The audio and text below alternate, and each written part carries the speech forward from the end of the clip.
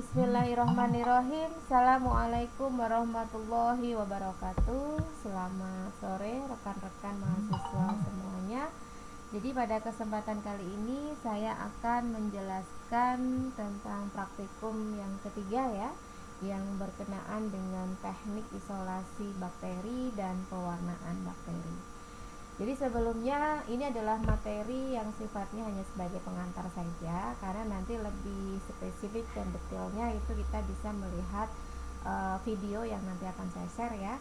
Di situ lebih banyak dan mungkin lebih jelas ya, karena kita bisa melihat langsung bagaimana sih prosesnya.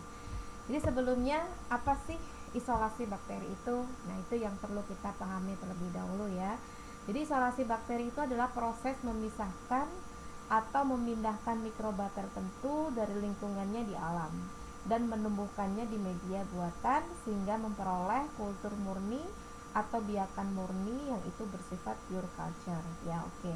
Jadi dalam kondisi yang itu masih di lingkungan yang sifatnya terbuka atau di alam terbuka, tentu sangat sulit sekali kita mengidentifikasi mikroba tertentu ya, dalam hal arti karena jumlahnya juga bervariasi dan bersifat transparan dan tidak bisa dilihat secara langsung oleh mata kita, jadi memang sulit.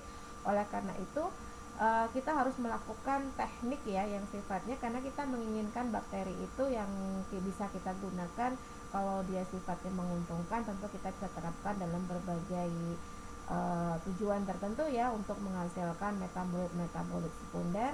Atau itu kalau yang bersifat patogen, tentu kita akan lebih mudah mengidentifikasi apakah betul-betul di dalam sampel tertentu itu mengandung bakteri patogen tersebut ya. Jadi di sini istilah biakan murni itu artinya kultur yang hanya mengandung satu spesies tunggal dari mikroorganisme. Jadi betul-betul itu adalah mikroorganisme yang kita maksud, yang kita inginkan. Jangan sampai ada mikroorganisme lain yang memang itu bukan yang kita inginkan ya. Oleh karena itu, kita harus memperhatikan beberapa hal nih yang itu bersifat menentukan keberhasilan dari isolasi bakteri tersebut ya. Yang pertama adalah prosedur teknik aseptik. Jadi teknik aseptik itu memang mutlak dan bahkan wajib ya, yang harus kita lakukan dalam apapun itu yang berkenaan dengan mikrobiologi, karena pada intinya jangan sampai kita itu memberikan faktor kontaminan dengan bakteri tersebut atau mikroba tersebut, atau mungkin kita yang menjadi korban kontaminan. Nah, kalau itu yang bersifat patogen ya, tentunya sangat berbahaya sekali. Oleh karena itu kita harus memperhatikan dari segi perlindungan, baik itu perlindungan untuk diri sendiri ya, maupun terhadap lingkungan ya. Kemudian jenis media yang digunakan. Nah, ini seperti apa yang sudah saya jelaskan di praktikum yang kedua ya, bahwasanya media itu bersifat mutlak diperlukan dalam isolasi bakteri. Kenapa? Karena kita sengaja menumbuhkan bakteri yang memang itu bukan habitatnya, yang kita mencoba untuk menyesuaikan dengan habitat aslinya, yaitu menggunakan media. Jadi bagaimana kita mendesain media itu agar semirip mungkin dengan habitat aslinya, baik itu dari kebutuhan nutrisinya, kemudian kebutuhan suhunya, atau kebutuhan pH-nya. Jadi kita buat si bakteri tersebut dapat tumbuh baik ya di media yang kita gunakan, yang tentunya dalam hal ini memberikan manfaat untuk kita, bahwasanya kita ingin melihat pertumbuhan dari bakteri tersebut ya.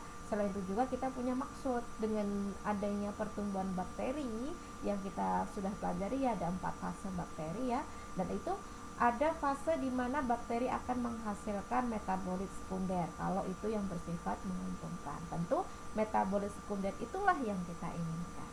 Tapi kalau dia yang bersifat patogen, berarti kita harus tahu dulu untuk mengkarakterisasi apakah betul bakteri yang bersifat patogen itu ada di sampel yang kita sedang uji.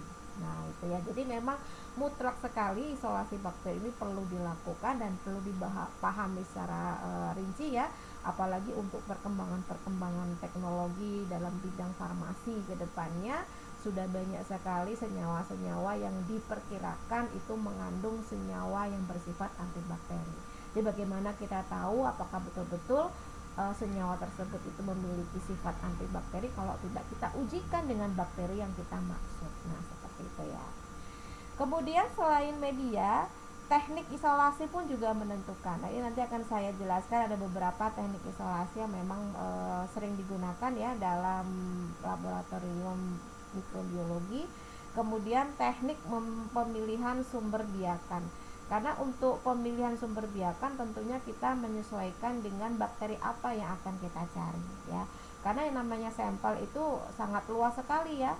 Segala sesuatu yang ada di lingkungan kita pasti ada mikroorganismenya. Kalau kita berkaitan dengan kesehatan yang itu mungkin bersifat patogen misalkan ya, untuk mengetahui apakah ada kandungan bakteri dalam darah seseorang, otomatis berarti darah tersebut yang dijadikan sampel. Atau mungkin kebersihan dari air mineral atau sumber air yang sering digunakan oleh masyarakat, apakah betul-betul dikatakan aman atau tidak. Tentunya kita harus mengambil sampel dari air yang itu menjadi sumber air di wilayah tersebut dan sebagainya. Dari tanah juga bisa ya. Itu juga adalah salah satu teknik bagaimana cara kita memilih sumber biakan yang itu nantinya akan kita kulturkan. Kemudian untuk penyimpanan pasca isolasi mikroorganisme. Kalau ini untuk sifatnya jangka panjang ya, artinya memang sifat dari mikroorganisme yang sudah dibiakan itu bisa kok kita awetkan dalam jangka yang panjang. Artinya suatu ketika nanti kita membutuhkan mikroba atau bakteri tersebut, kita sudah punya stoknya, jadi tidak perlu membuat dari awal ya. Tentunya dalam hal ini kita memiliki peralatan yang lengkap ya, jangan sampai kita berniat untuk menyimpan tapi penyimpanannya tidak sesuai, malah justru membuat si mikrobanya malah mati seperti itu. Nah, adapun tujuan dari praktikum ini nanti ini disesuaikan dengan video ya, video dari penjelasan yang nanti akan saya share itu. Jadi dilihat tujuannya apa. Secara umum sih untuk tujuannya di sini kalian tuh harus menguasai bagaimana sih cara atau teknik isolasi bakteri untuk mendapatkan kultur murni. Nah, itu tujuannya. Jadi bagaimana caranya kita mengisolasi. Adapun alat-alat yang dibutuhkan ini juga sebagai gambaran umum ya, artinya nanti lebih detailnya itu sesuaikan dengan video. Jadi yang kita butuhkan adalah cawan Petri steril ya, jarum ose steril, pipet volume steril. Jadi peralatan-peralatan yang sudah kita sterilisasi di praktikum pertama itu bisa kita gunakan di sini. Jadi itulah kenapa kita perlu mempersiapkan segala sesuatunya itu dari awal, bahkan dari proses sterilisasi, karena memang alat-alat itu wajib dalam kondisi steril ketika akan digunakan untuk salah satunya ya untuk isolasi bakteri. Kemudian bunsen, kemudian batang delegasi steril ya, inkubator, hot plate, vortex. Kemudian vortex ini untuk homogenisasi ya. Kemudian tabung reaksi prostraknya, neraca analitik dan korek ya. Jadi korek sama bunsen ini memang satu paket seharusnya. Kemudian sebagai bahannya, karena kita ingin menumbuhkan mikroba yang itu kita ambil dari alam ya. Jadi kalau kalian memperhatikan atau menyimak penjelasan saya sebelumnya, bahwasanya kan kita sudah mencoba untuk membuat media tumbuh ya, yang itu berasal dari Na dan Nb ya. Nah, Na dan Nb itu tentu memiliki karakteristik yang ada persamaannya juga ada perbedaannya. Nah, dalam praktikum kali ini kita menggunakan media Na ya. Media Na dan media Nb itu sebetulnya bersifat sama ya, karena dia bisa menumbuhkan segala macam jenis mikroba, karena kebutuhan nutrisinya pun hampir semua mikroba itu sama ya. Jadi memang bisa kita gunakan untuk menumbuhkan mikroba yang itu langsung dari alam. Media Na dalam cawan Petri. Nah, ini juga sudah dilakukan proses pembuatan di praktikum sebelumnya ya, dan itu bisa kita simpan dan kita bisa gunakan untuk teknik isolasi bakteri. Kemudian sampel uji atau suspensi bakteri atau isolat bakteri. Jadi kalau dilihat dari video yang nantinya akan kalian lihat itu ada dua sampel ya. Yang pertama sampel yang itu berasal dari alam. Yang kedua adalah sampel yang memang sudah dalam bentuk kultur murni, artinya sudah pernah dikulturkan sebelumnya. Dan bakterinya apa itu nanti bisa dilihat ya. Nah, ada 3 isolasi ya, teknik isolasi yang dilakukan. Yang pertama adalah teknik spread plate ya, atau kita kenal dengan istilah teknik sebar. Kemudian teknik strict plate itu kita kenal dengan teknik gores, dan teknik pour plate ini kita kenal dengan istilah tuang. Nah, ini sebetulnya semuanya sama ya, adalah teknik untuk menumbuhkan mikroba, tapi caranya yang berbeda. Nanti kita bisa lihat ya bersama-sama bagaimana prosedurnya dan apa sih perbedaan atau mungkin kekurangan dan kelebihan ya dari masing-masing teknik isolasi ini. Yang pertama yang akan saya bahas dulu adalah yang metode atau teknik penyebaran atau kita kenal dengan spread plate ya. Jadi caranya untuk menumbuhkan mikroorganisme dengan cara spread plate ini dengan menumbuhkan mikroorganisme di dalam media agar ya, yaitu agar Na tadi yang sudah dibuat sebelumnya, dengan cara menuangkan stok kultur bakteri dan meratakan di atas media agar yang telah memadat ya.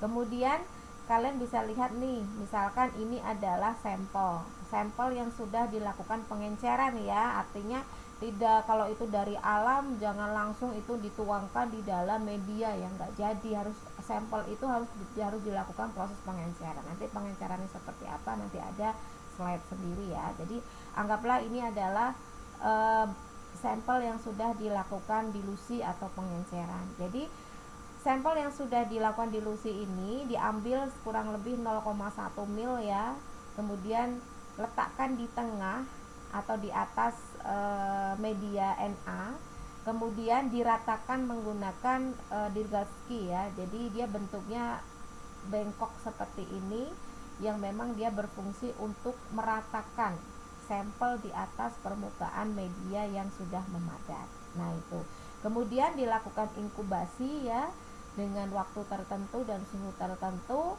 yang itu harapannya bisa menumbuhkan bakteri-bakteri yang ada di dalam sampel ini sehingga terbentuk seperti koloni-koloni. Ingat ya, yang terbentuk itu adalah koloni. Artinya koloni di sini memang dia sebentuk segerombolan, tapi memang jumlahnya tidak terlalu banyak ya. Karena memang sulit sekali untuk mengidentifikasi, untuk mencari satu jenis saja dari sel bakteri itu sangat sulit. Biasanya dia tumbuhnya itu bergerombol atau kita kenal dengan istilah koloni. Adapun kelebihannya ya dari metode ini, dia karena menggunakan prinsip penyebaran ya. Jadi mikroorganisme yang berada di sampel itu akan tumbuh merata di atas permukaan media akar ya. Kemudian sayangnya metode ini tidak dapat menumbuhkan mikroba anaerob. Kenapa? Karena kan dia sifatnya hanya di permukaan saja. Dia tidak bisa masuk ke dalam medianya, karena yang bersifat anaerob itu tidak akan mungkin ada di permukaan.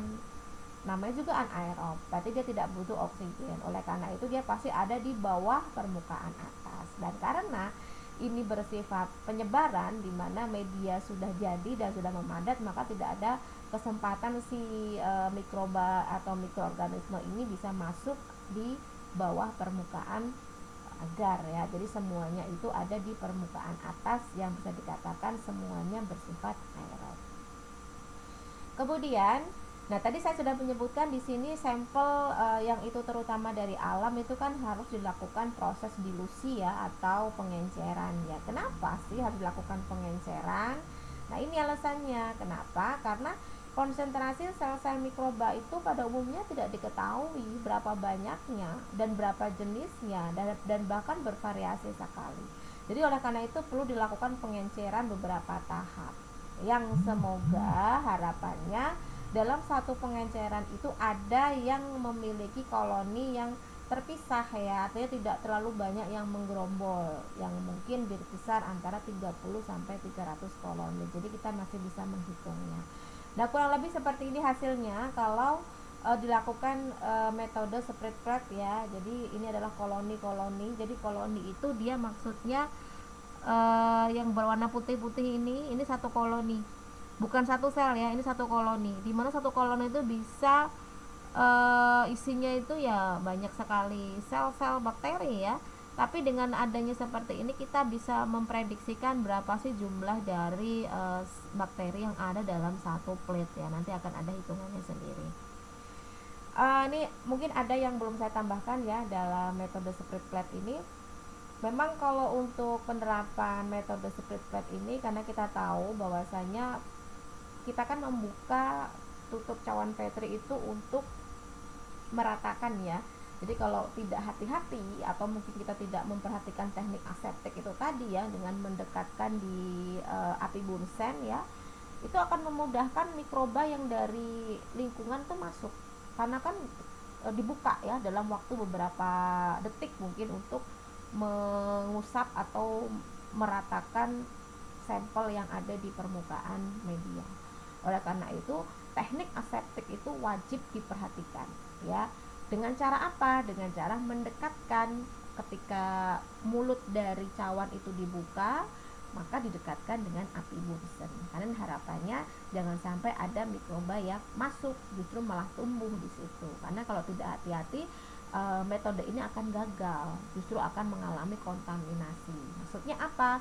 Bukan bakteri yang kita inginkan, tapi sudah campur aduk dengan bakteri-bakteri yang lain, sehingga sulit sekali untuk mendapatkan koloni-koloni yang terpisah seperti ini ya. Itu yang metode penyebaran. Yang kedua, metode penggoresan atau strike plate ya. Sebetulnya pada intinya juga sama ya, membuat koloni itu menjadi terpisah dan mudah untuk dihitung. Jadi nggak bergerombol atau menumpuk-numpuk, akhirnya kita sulit menghitung, dan artinya nanti kita tidak akan mudah untuk memprediksikan berapa sih jumlah bakteri dalam satu plate itu ya. Jadi bagaimana sih prinsip untuk penggoresan ini? Jadi dengan cara membuat garis sebanyak mungkin ya pada permukaan media padat bentuk plate atau lempeng menggunakan jarum ose. Masih ingat ya jarum ose bentuknya seperti apa? Ingat, semuanya dalam kondisi yang steril, termasuk jarum ose.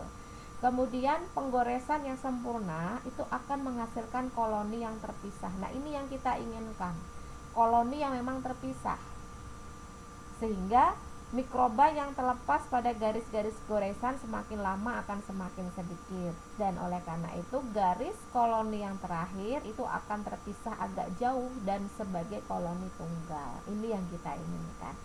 Di sini ada istilah membuat garis sebanyak mungkin.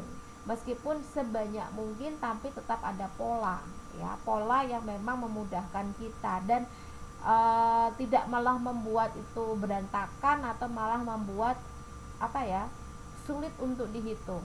Jadi ada empat pola penggarisan untuk metode gores ya. Yang pertama adalah gores T, jadi bentuknya T, jadi di cawan Petrinya itu dibentuk huruf T seperti ini. Kemudian ada goresan kuadran, jadi dibagi 4, 1, 2, 3, 4. Ada goresan radian seperti ini, dan goresan sinambung ya. Kalau untuk goresan T, jadi garis yang pertama, jadi untuk goresan yang pertama ini kita ikuti dengan zigzag seperti ini ya, mengikuti panah. Nah, ini panah, berhentinya di sini. Kemudian dilanjutkan lagi seperti ini. Nah, jadi titik terakhir ini diteruskan. Nah, tapi tidak mengambil sampel lagi ya, tapi titik ini diteruskan lagi. Jadi tempelkan osenya di sini. Berhenti, osenya dibakar lagi ya, atau disterilisasi lagi, dilanjutkan lagi dari titik terakhirnya ini diteruskan sampai terakhir. Karena kita harapannya, logikanya seperti ini. Kalau semisal kita menggoreskan sampel, yang paling banyak itu otomatis pada goresan yang pertama, ya kan? Artinya di sini masih banyak koloni-koloni yang mungkin masih belum jelas ya koloni terpisahnya. Dan semakin digeser ke sini, otomatis kalau sampelnya akan semakin sedikit, dan bahkan sampai titik terakhir pun akan lebih sedikit lagi. Harapannya seperti itu ya. Jadi nanti yang kita amati adalah di titik terakhir ini terbentuk tidak koloni terpisahnya ya. Begitu pula dengan yang kuadran ya. Kuadran ini dia dibagi 4, kalau T dibagi 3 ya.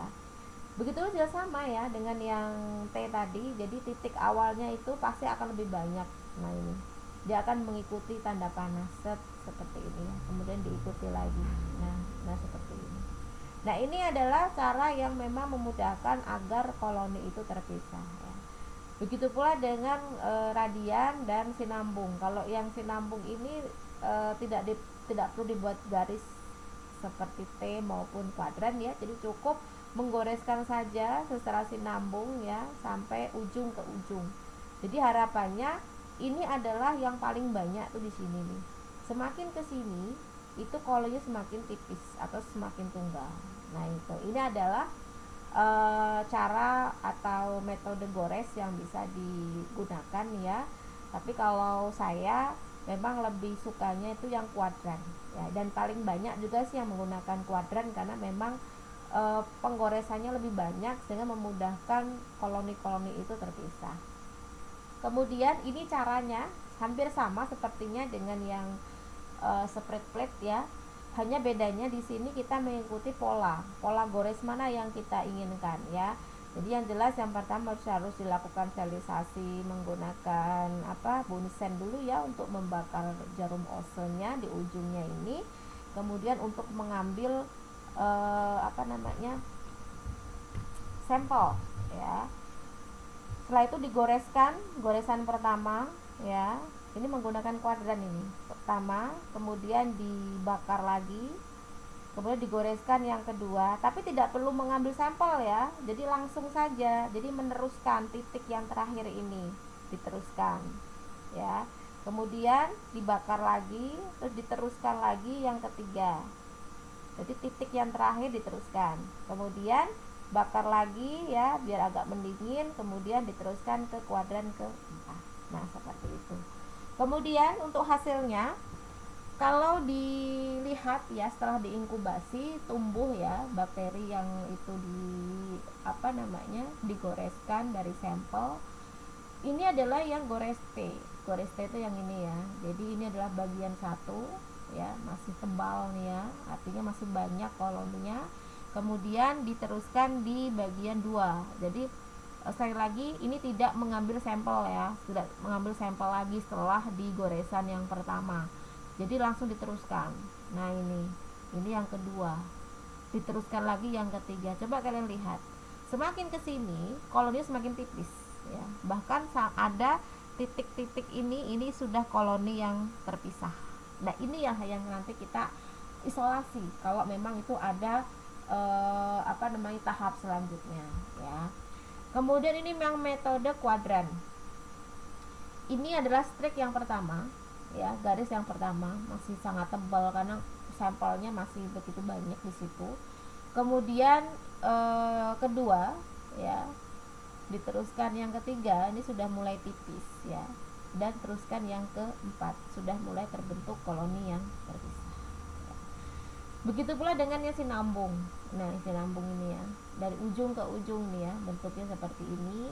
Nah, tumbuhnya seperti ini. Jadi yang awal ini masih agak tebal ya kan, masih banyak koloni yang menumpuk.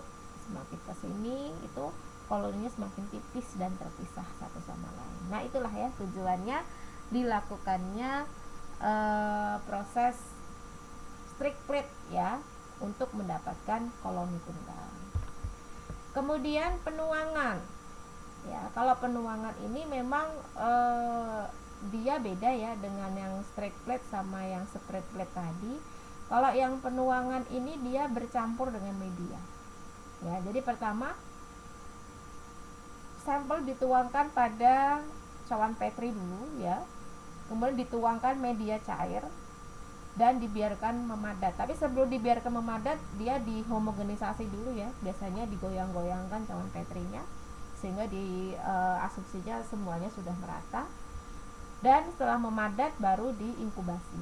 Nah, di sini ada kelebihan nih dibandingkan dengan yang spread plate tadi. Kalau yang spread plate tadi itu kan bakteri yang tumbuh itu hanya ada di permukaan atas atau kita kenal dengan istilah bakteri aerob. Tapi kalau yang penuangan ini bisa menumbuhkan bakteri yang bersifat anaerob. Kenapa? Karena kan sampel bercampur dengan bakteri.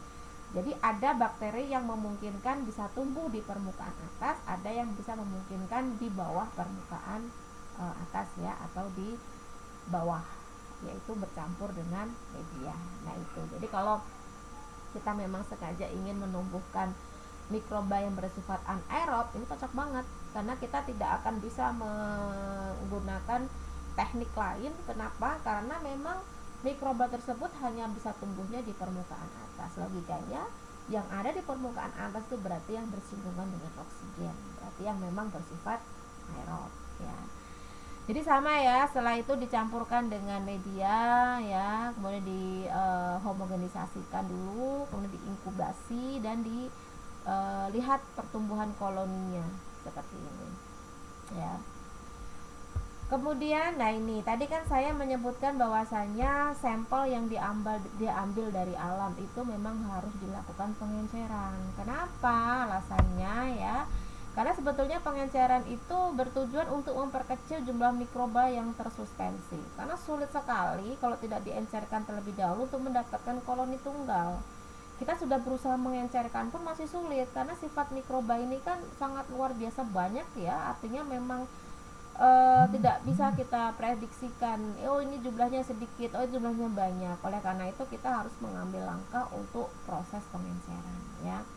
Biasanya sih untuk pengenceran itu dilakukan 5 kali ya, biasanya juga 6 kali. Jadi secara bertahap yang kita kenal dengan 10 pangkat min 1, 10 pangkat min 2, 10 pangkat min 3, 10 pangkat min 4, dan 10 pangkat min 5 ya. Nah ini maksudnya apa? Nanti kita lihat nih. Nah biasanya setiap tahap pengenceran memiliki perbandingan 1:9. Apa maksudnya? 1 itu adalah jumlah atau ukuran sampel bakteri. Kalau dia berupa tanah, berupa air, ukurannya 1, entah itu 1 mil atau 1 miligram ya, atas 1 mililiter atau 1 miligram, tergantung dia berupa cairan atau padatan ya. Dan yang 9 itu adalah pengencernya, biasanya sih menggunakan Aquades ya. Ini misalkan yang saya ambil adalah 5 kali pengenceran. Yang pertama, pengenceran pertama itu maksudnya adalah 1 mil sampel dimasukkan ke dalam 9 mil Aquades sehingga diperoleh perbandingan 1:10. Ini pengenceran pertama ya.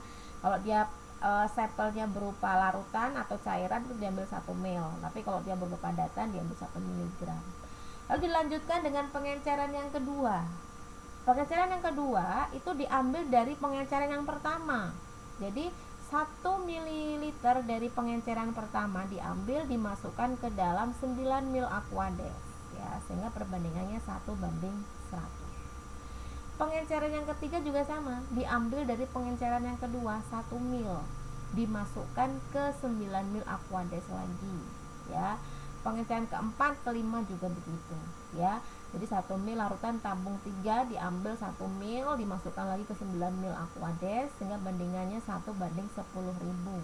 Dan pengenceran kelima itu 1 mil dimasukkan dari pengenceran 4 ini ya ke dalam 9 mil Aquades, yang itu perbandingannya 1:100.000. Nah, semakin tinggi tingkat pengencerannya, diharapkan semakin kecil ya koloni yang nantinya akan dihasilkan, atau bisa dikatakan hanya ada 1 galur mikroba saja ya. Nah ini gambarannya. Jadi sampel awal atau inokulum awal ya, entah itu cairan, entah itu padatan, kita ambil 1 mil dimasukkan ke dalam 9 mil Aquades ya. Ini pengenceran yang pertama tuh masih pekat banget ya, artinya masih banyak. Kemudian 1 mil dari pengenceran pertama ini dimasukkan ke pengenceran kedua. Kalau ini dikulturkan tuh masih banyak sekali nih koloninya, karena memang masih banyak kan jumlah mikrobanya di sini. Nah kemudian yang perbandingan yang kedua ya, pengenceran yang kedua, 1 mil dari inokulum yang pertama ini dimasukkan ke sini ke dalam 9 Aquades. Nah ketika dikulturkan bakterinya, nah seperti ini sudah mulai agak kurang ya, karena memang pengencerannya 2 tingkat. Yang pengenceran 3 tingkat, dari tabung yang kedua 1 mil dimasukkan ke dalam 9 Aquades. Ketika dikulturkan, oke, berkurang ya dibandingkan dengan yang kedua. Yang keempat begitu pula ya, dari 1 mil tabung ketiga dimasukkan ke dalam 9 Aquades, 9 mil Aquades. Ketika dikulturkan jumlahnya 1 mil ya, lebih banyak yang berkurang lagi. Dan begitu pula yang pengenceran kelima ya, 1 mil dari tabung keempat diambil, kemudian dihomogenisasi sama ya semuanya, sebelum dipindahkan dimasukkan ke tabung-tabung berikutnya, dari homogenisasi dulu dan dikulturkan. Jumlahnya lebih sedikit, dari lebih mudah kita hitung nih, 1, 2, 3, 4. Nah itu ya, berarti ada 4 koloni. Nah bagaimana cara menghitungnya dalam satu plate ini, karena dipastikan ini apa namanya, bisa diprediksikan ya, bisa diprediksikan jumlahnya karena ini ada 4 koloni ya, 4 koloni 1, 2, 3, 4, karena dia adalah pangkat 5 ya, 100.000 ini, maka dikalikan 10 pangkat 5, berarti jumlahnya adalah 4 dikali 10 pangkat 5 bakteri per mil. Nah, itulah cara memprediksikan jumlah bakteri di dalam satu plate ya. Oleh karena itu kita memang perlu melakukan pengenceran agar kita lebih mudah untuk mendapatkan koloni-koloni yang terpisah. Nanti lebih spesifiknya bisa kalian lihat nih di video bagaimana cara pembuatan pengenceran ini. Nah, di dalam video ya, itu sampel yang digunakan tadi saya sudah menginformasikan ada 2 ya. Yang pertama dari tanah pada akar tanaman. Jadi sampel itu diambil dari tanah ya yang menempel pada akar tanaman, yang itu dilakukan metode spread plate dan pour plate. Kemudian yang kedua isolat bakteri Serratia marcescens. Nah, ini sudah dalam bentuk isolat, artinya memang sudah dalam bentuk kultur murninya. Kita sudah bisa menjamin kalau itu adalah bakteri Serratia marcescens ya. Yang itu dilakukan teknik isolasi metode spread plate. Nah, itu ya. Jadi nanti lebih jelasnya silahkan dilihat di video. Dan ada satu tambahan lagi di video itu, sampel yang diambil dari udara. Jadi ngasal dia. Maksudnya ngasal itu artinya kita membiarkan cawan PET terbuka ya dalam waktu beberapa detik. Nanti yang tertangkap itu mikroba apa saja. Nanti silahkan dilihat ya. Biasanya dengan cara membuka sudut cawan PET sebesar 45 derajat ya. Artinya memang untuk sengaja membuka biar mikroba yang ada di udara itu bisa masuk ke dalam media yang sudah disiapkan dan bisa tumbuh di situ. Oke, itu untuk yang teknik isolasi bakteri. Nah, sekarang yang kedua adalah pewarnaan bakteri. Saya hanya mengulang saja ya, karena sebelumnya ini sudah saya jelaskan di materi pewarnaan bakteri. Kenapa sih bakteri itu perlu diwarnai? Nah, itu harus tahu alasannya apa. Yang jelas di sini pewarnaan bakteri itu kita sengaja memberikan staining atau memberikan warna pada sel bakteri atau bagian-bagiannya supaya menambah kontras dan akhirnya kita bisa melihat dengan jelas ya, baik itu secara karakteristik morfologinya yang itu mungkin bentuk selnya atau mungkin pokoknya berkaitan dengan morfologi lah ya. Yang mana untuk pewarnaan bakteri ini ada dua penggolongan ya. Ada bakteri yang gram positif, itu biasanya diamati berwarna biru, dan gram negatif itu akan teramati berwarna merah ya. Nah, pewarnaan gram itu sendiri termasuk ke dalam pewarnaan diferensial. Maksudnya apa? Dia menggunakan lebih dari satu warna ya. Ada warna kristal violet, ada warna iodin, ada warna safranin. Nah, ini semua sangat menentukan kemampuan dari bakteri yang kita periksa itu berdasarkan komposisi dinding selnya. Apakah dia termasuk ke dalam bakteri gram positif atau dia termasuk dalam bakteri gram negatif. Nah, itu berdasarkan apa? Berdasarkan reaksi atau sifat bakteri yang itu memiliki lapisan peptidoglikannya ya terhadap zat warna, yang apakah dia mampu mempertahankan warna primer ya, yang itu primernya adalah kristal violet, atau malah mampu mempertahankan warna yang sekunder ya, atau warna safranin. Jadi yang termasuk dalam gram negatif itu dia akan berwarna merah. Kenapa? Karena dia akan melepas warna utama, warna kristal violet. Jadi dinding selnya tidak mampu untuk mempertahankan kristal violet dan malah mengikat zat warna sekunder berwarna merah ya. Sedangkan yang bergram positif kebalikannya, dia akan berwarna ungu karena dia mampu menyerap warna kristal violet. Nah, begitu ya. Jadi ini cara yang bisa memudahkan kita untuk mengetahui karakteristik dari bakteri yang sedang kita amati dari berdasarkan zat warna yang kita berikan. Karena kalau sudah begini nggak bisa dibohongi mana bakteri yang bersifat positif, mana yang bersifat gram negatif. Dan hal penting harus diperhatikan ya dalam teknik pewarnaan. Yang pertama, pada saat pembuatan olesan ya atau apusan bakteri atau preparat yang nantinya kita amati dengan mikroskop, Jadi tidak boleh terlalu tebal, juga tidak boleh terlalu tipis. Kenapa? Karena kalau tebal nanti sulit kita mengamati, dia akan saling bertumpuk ya. Artinya memang dalam pengamatan mikroskopisnya nanti akan sulit atau mungkin tidak akan terlihat dengan jelas ya. Kemudian juga tidak boleh terlalu tipis. Kenapa? Karena bakteri justru tidak akan nampak ya kalau terlalu tipis. Dan yang kedua, dilakukan proses fiksasi. Caranya dengan apa? Dengan melewatkan preparat di atas api atau merendamnya dengan metanol ya. Tapi kalau dalam praktikum itu melewatkannya dengan api ya. Jadi dimana fiksasi ini ada beberapa tujuan ya. Yang pertama, untuk melekatkan bakteri pada gelas objek ya atau preparat, atau mematikan mikroorganisme dengan cepat tanpa mengubah struktur dan bentuk selnya. Jadi kalau untuk mengamati pewarnaan bakteri, memang yang kita amati adalah bakteri yang sudah mati ya. Artinya memang bakteri yang untuk pembelajaran atau untuk mengidentifikasi apakah bakteri tersebut adalah bakteri gram positif atau gram negatif. Tapi tidak bisa kita isolasi seperti teknik isolasi tadi. Jadi ketika ditumbuhkan dalam media cawan ya, cawan yang memang dalam kondisi steril, ketika ditemukan ada satu koloni dan koloni itu bisa kita tumbuhkan ke media yang berikutnya lagi, itu bisa. Dan itu kondisinya hidup. Ya, tapi kalau untuk pewarnaan gram itu tidak, ya. Kemudian tujuan praktikumnya, di mana kalian harus mempelajari teknik pewarnaan gram positif dan negatif ya untuk pengamatan bakteri, alat dan bahan. Alatnya mikroskop ya, gelas benda atau preparat, jarum Ose untuk mengambil suspensi bakterinya, rakcat ya, pembakar spiritus atau bunsen atau lain-lainnya. Kalau ada yang belum lengkap silahkan ditambah sesuai dengan apa yang di video. Kemudian bahannya ya, yang jelas kita butuh suspensi bakteri ya. Suspensi bakteri itu bisa diambil dari alam, tapi dari alam harus kita encerkan terlebih dahulu ya dengan pengenceran, atau itu berupa kultur yang sudah dalam bentuk pure ya, pure culture, atau sudah bentuk biakan juga bisa. Ingin mengetahui yang tumbuh itu termasuk bakteri gram positif atau gram negatif.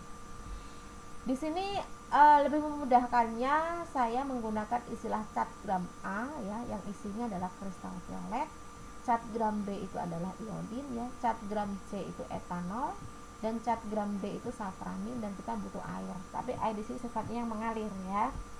Dan prosedurnya, sebelum dilakukan proses pewarnaan, kita harus membersihkan dulu kaca objek atau preparat, jangan sampai ada kontaminan di sana, dengan cara fiksasi ya, untuk menghilangkan kotoran-kotoran atau lemak yang mungkin masih menempel di area, terutama di lingkaran yang sudah kita tandai untuk tempat kita teteskan suspensi bakteri yang akan kita warnai, dan diberikan label. Kenapa? Karena nanti biar kita mudah ngeceknya, ini apa, nanti belum udah jadi nggak tahu itu sampel apa ya kan. Ini fiksasi seperti ini ya, dengan melewatkan di api bunsen ya, tapi tidak boleh lama, hanya melewatkan saja ya. Kalau terlalu lama nanti malah gosong atau malah pecah ya kaca preparatnya. Jadi selanjutnya adalah proses pengambilan sampel. Ini tergantung, mau sampel cair juga boleh, mau sampel dalam bentuk padat yang itu hasil dari pengkulturan atau pembiakan di cawan petri juga boleh ya. Kalau dalam video yang digunakan adalah dalam bentuk cair ya. Nah, kita ambil nih 1 atau 2 suspensi bakteri menggunakan Ose ya, kemudian letakkan di tengah yang itu sudah kita lingkari. Sebetulnya nggak harus dilingkari juga nggak apa-apa ya, yang penting kita tahu itu di tengah. Dan ratakan suspensi di atas kaca ya, menggunakan jarum Ose ini ya.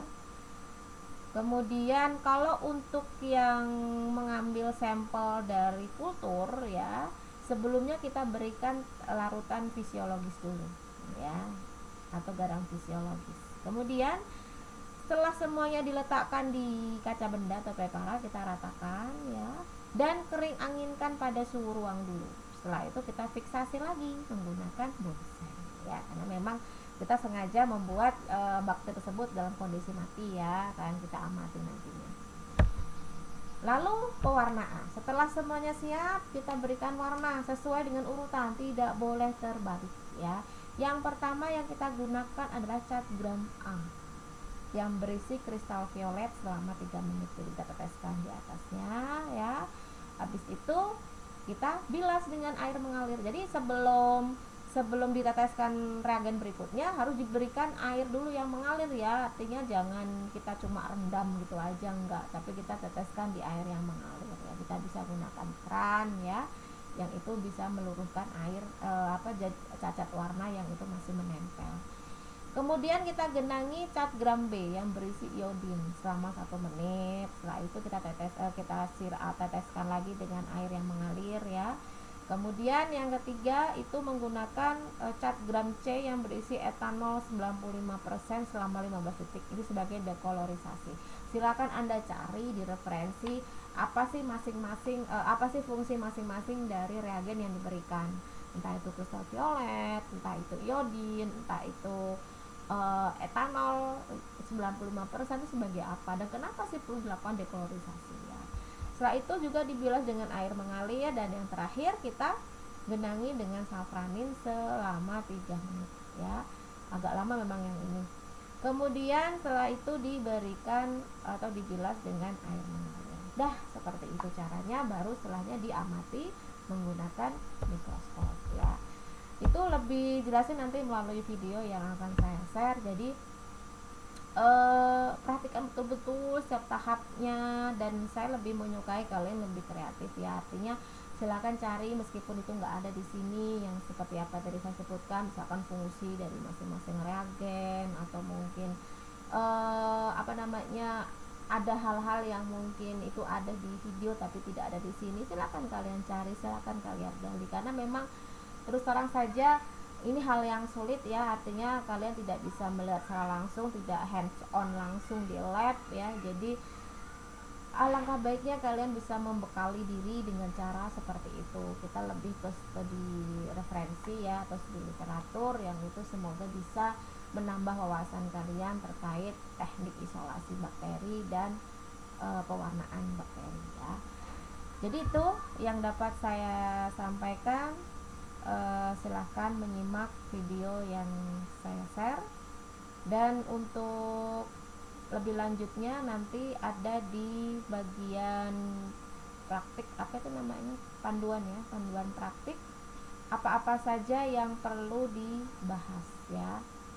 Misal di sini ini adalah praktik pembiakan bakteri pewarnaan ya, untuk praktikum yang ketiga. Nah ini alat bahan, silahkan disesuaikan dengan video ya. Pewarnaan gram juga begitu. Kemudian bahannya, nah ini adalah hasil pengamatannya. Jadi nanti silakan kalian amati di video ya, jangan sampai keliru. Misal sampel bakteri tanah pada akar tanaman yang spread plate ya, pengenceran 10⁻⁻1 sampai 10⁻⁵ itu masing-masing fotonya dicantumkan di sini ya. Jadi fotonya ada di video tersebut, silakan kalian capture ya, setiap bagian-bagian kalian tempel di sini. Kemudian yang pour plate juga begitu, dan yang terakhir itu adalah isolat bakteri Serratia maracescens. Tidak ada pengenceran di sana ya. Jadi nanti silakan Anda simak kenapa. Silakan dicari sendiri alasannya apa, dan fotonya nanti kulturnya di sini. Dan untuk pengamatan pewarnaan gram ya, nanti silakan Anda capture foto pengamatan hasil mikroskopis ya dari video, kemudian kalian tulis termasuk bakteri gram apa, positif atau negatif. Di video sudah dijelaskan dan disebutkan spesiesnya apa, tulis di sini. Perbesaran dari mikroskopnya berapa kali, reagennya apa saja yang digunakan, warna yang terbentuk apa, merah atau biru, dan bentuk dari selnya apa, sel bakteri, apakah dia berbentuk basil, apakah dia berbentuk kokus atau spiral atau yang lainnya, sesuai dengan apa yang ada di video. Kemudian setelah itu Anda harus menulis pembahasan ya. Pembahasannya harus mencakup, nah ini ya, semoga sih tidak keliru kalian mengerjakan di sebelumnya, harus dalam bentuk uraian ya, atau paragraf, selayaknya kalian nulis pembahasan di tugas akhir atau di makalah ya.